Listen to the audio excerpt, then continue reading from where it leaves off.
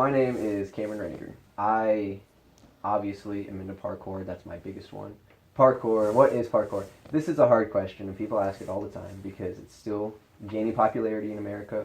Parkour is the movement through the environment from point A to point B in the most efficient way possible. It's more of gymnastics in an urban environment.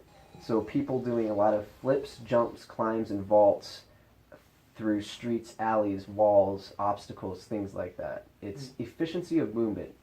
The best thing about parkour is the feeling of freedom that you get.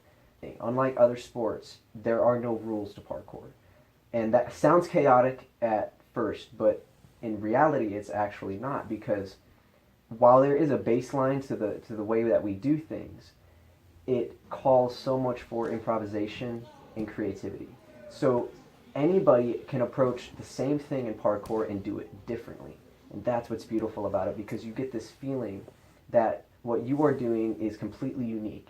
Because I might do a move different than you will, and you might do the same move in a different way. And that's the greatest thing about parkour, because everybody generates their own style, and in that sense you all have freedom under the same roof. And it's amazing because nothing else is like that.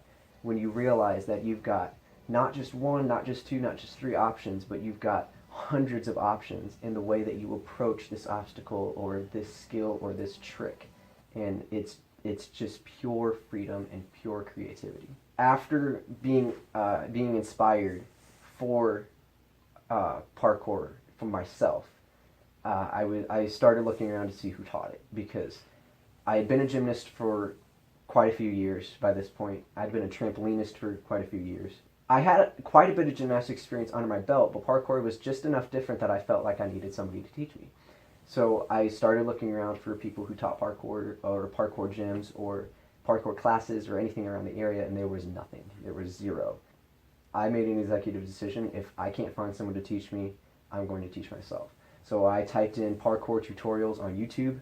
I found people that actually had made instructional videos on how to do basic parkour skills, and I started learning. I used my gymnastic experience I had and my trampoline in my backyard, and I started teaching myself these moves, and I started learning them from these guys off of YouTube. My boss actually approached me, and she said, "How would you feel about starting a parkour class out at our other gym?" Because she said, "You've been teaching yourself, you've been learning quite a bit, and I know you like coaching tumbling and trampoline. How would you feel about coaching parkour?"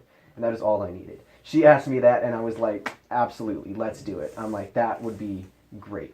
You can coach it, you can start it. Let's figure out the statistics and figure out the details, and let's make it happen. And we made it happen. The parkour community in general is just excited, because the movement is getting bigger. More people in more countries, in more cities, in more states, more people everywhere are starting to do it. They're starting to hear about it. They're starting to learn about it, know what it is.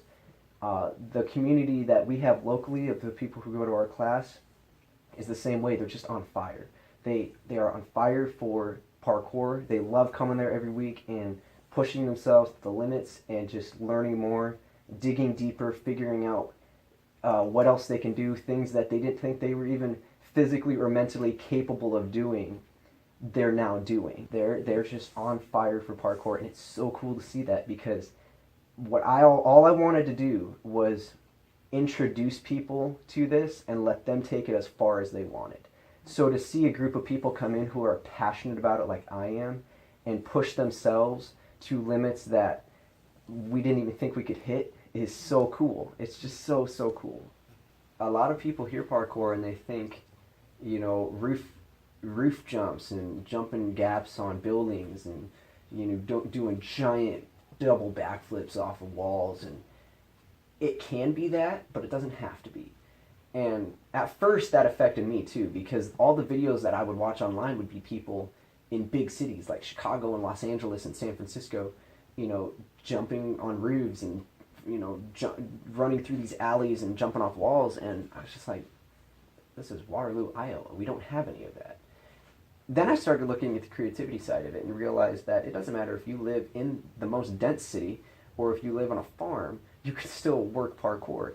Just the whole mindset of it, you look at your environment in a different way. And so Iowa being as flat a landscape as it is, eventually as I started training my mind along with my body, I started seeing things in a different perspective, in a different light.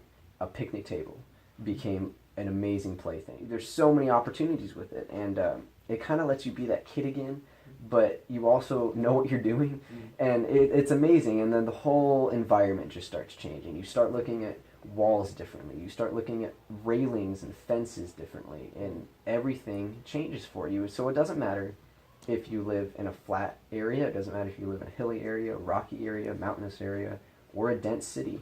You can train parkour. It's all up to you how far you want to take it. I just want people to fall in love with this thing, and I want it to be theirs. If I can teach somebody this sport to the point that it becomes something that they deeply care about and they're deeply passionate about, I've done my job. I don't want to be the best. I have no intentions of becoming the best parkour practitioner out there. I don't want to be the best free runner in the world. I don't want to be the guy on YouTube who is getting 1 million hits per video because of the crazy sick moves I can do. I just want to be the guy that helps other people get to that point if they desire. Or I want to be the guy that helps other people just be able to do a backflip if that's all they want.